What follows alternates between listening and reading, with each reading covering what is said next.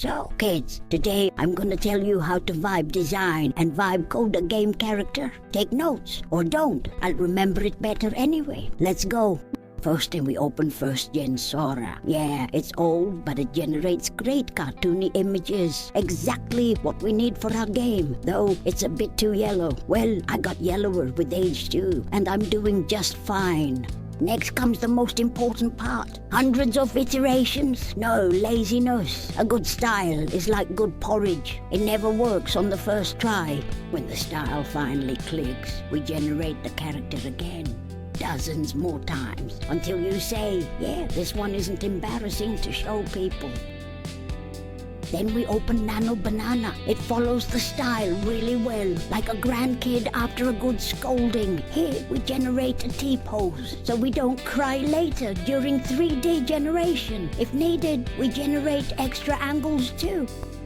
Now it's time for 3D. The best tool for this is Hunyuan. It gives you a nice, clean mesh, almost as clean as my kitchen, almost.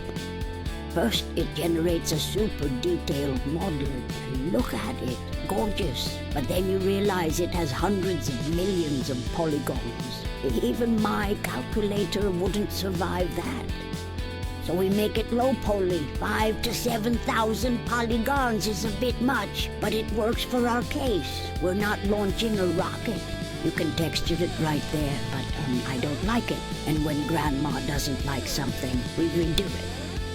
We open Hyper 3D. It's bad for character modeling. Forget about that. But for texturing, the best of all services. Trust me, I've tried them all.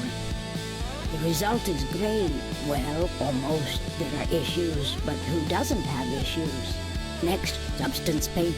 We fix only the most visible problems. Glasses, nose, hair. No need for perfection. The character will be small in-game. Nobody will notice your suffering.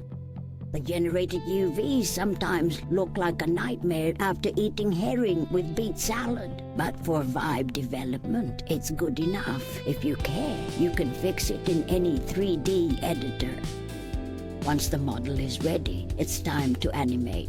We use Mixamo, auto rig, auto animations. It works poorly, but fast, and fast is how we like it. We pick a few idle animations and a run. A character should either wait or run. That's how I've lived my whole life.